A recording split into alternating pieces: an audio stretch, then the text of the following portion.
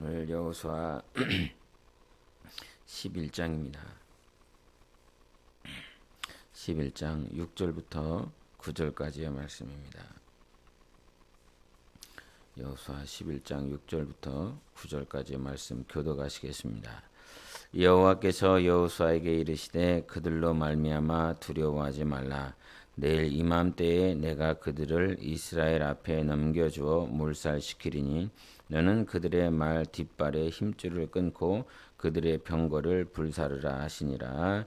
이에 여호수아가 모든 군사와 함께 메론 물가로 가서 갑자기 습격할 때에 여호와께서 그들을 이스라엘의 손에 넘겨 주셨기 때문에 그들을 격파하고 큰 시돈과 미스르본 마임까지 추격하고 동쪽으로는 미스바 골짜기까지 추격하여 한 사람도 남기지 아니하고 쳐 죽이고 여호수아가 여호와께서 자기에게 명령하신 대로 행하여 그들의 말 뒷발에 힘줄을 끊고 그들의 병거를 불러서 살았더라. 예. 오늘은 1장부터 11장까지의 이 말씀을 잠깐 정리를 하면서 여호수아의 전반부를 우리가 좀 알아야 될 것 같아요. 하나님이 저기 9절을 한번 읽어보시고 15절을 한 번만 더 읽어보시겠습니다. 9절과 15절입니다. 시작.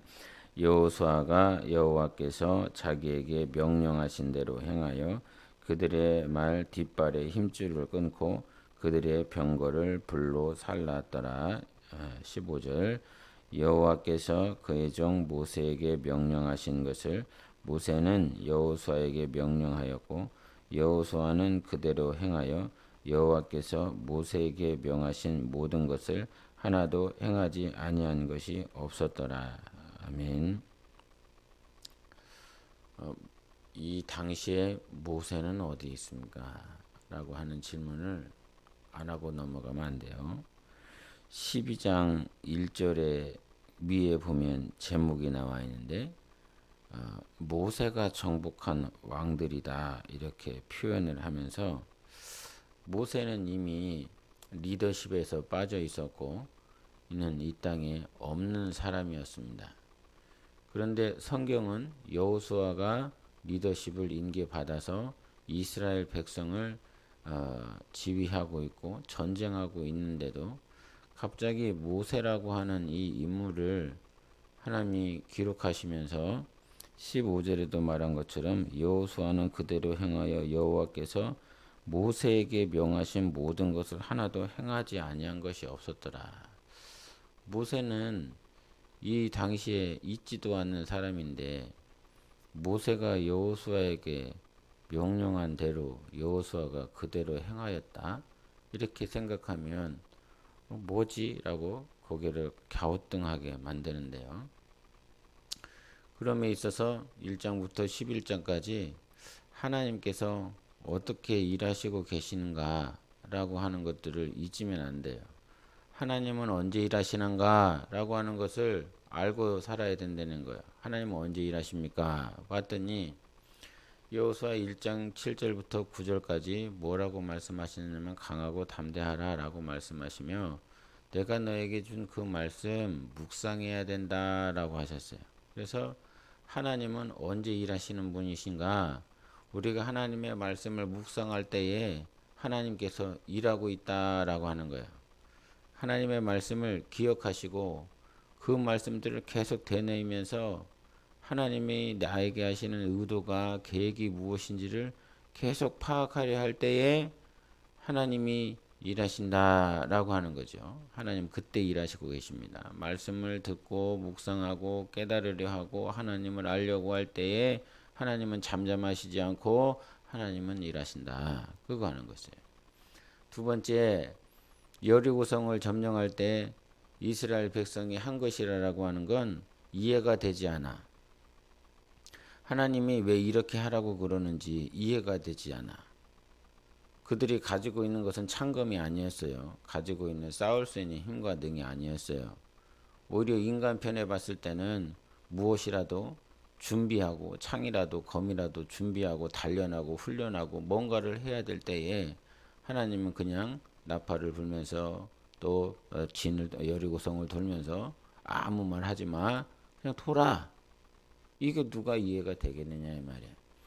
근데 이해가 되지 않는 그런 상황이라고 할지라도 하나님께서 반드시 우리와 함께 하신다라고 하는 이 사실을 신뢰하고 순종하는 삶을 살았지요. 첫 번째는 말씀을 묵상하며 하나님께 가까이 나아가려 할 때에 하나님이 일하고 있다. 두 번째는 네가 이해가 되지 않는다라고 할지라도 순종하라. 그러면 그 순종할 때에 하나님은 일하고 계신다라고 하는 거예요. 세 번째는 여리고성을 점령하고 난 다음에 누가 범죄합니까? 아간이 범죄를 하지요. 그 아간이 범죄함으로 인해서 하나님은 일하시지 아니하셨어요. 하나님은 분명히 일하실 수 있는데도 승리를 주실 수 있는 분이신데도 오히려 패배하게 만들고 아픔의 시간들을 갖게 하셨어요. 여기서 우리가 하나님이 일하실 수 있도록 하려면 우리 삶에 내 경내에 더러움이 죄가 들어와서는 안 된다. 하나님이 기뻐하시는 것들이 우리 안에 있어져야 되지. 하나님께서 기뻐하시지 않는 죄성들이 나의 욕심들이 더러운 것들이 끼면 하나님은 그때 일하신다 안 하신다? 일 안 하신다. 멈춘다라고 하는 거예요.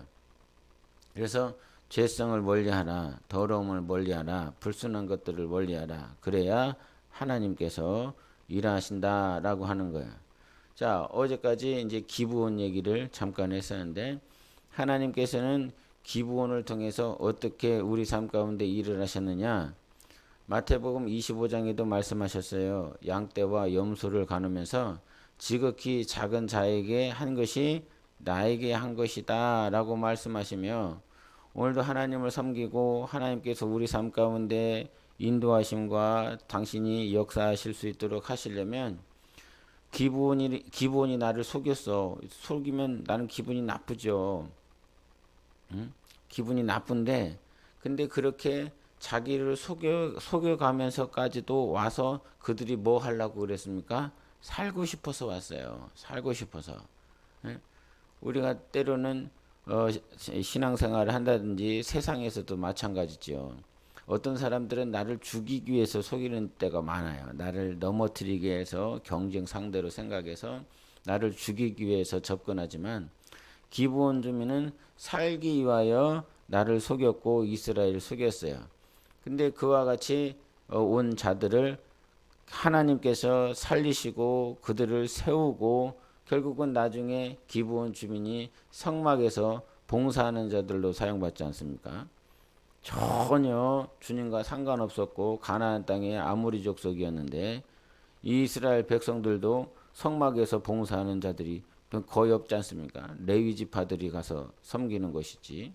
근데 이들은 레위 지파들이 섬길 수 있는 그 성막에서 봉사하는 자들로까지 들어가게 된다 이 말이죠. 그때 하나님은 언제 일하시느냐? 비록 너를 속인다라고 할지라도 그가 살고자 하느냐?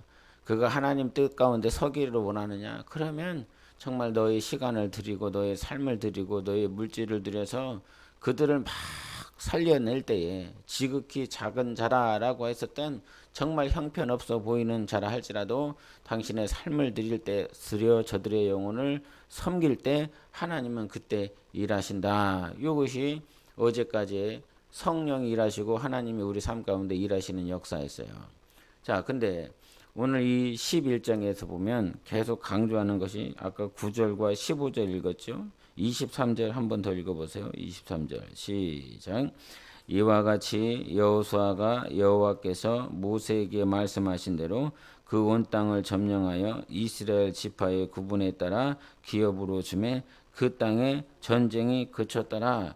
23절에 또 등장하는 인물이 누구입니까? 여호수아가 여호와께서 모세에게 말씀하신 대로 그 온 땅을 점령하고 또 기업을 그 지파들로 나눠줬다라고 그러면서 모세를 거론하고 있어요. 자, 지금은 언론이나 매스컴을 통해서 교회 지도자들, 목회자들 그런 부분들이 굉장히 욕지검을 많이 받죠.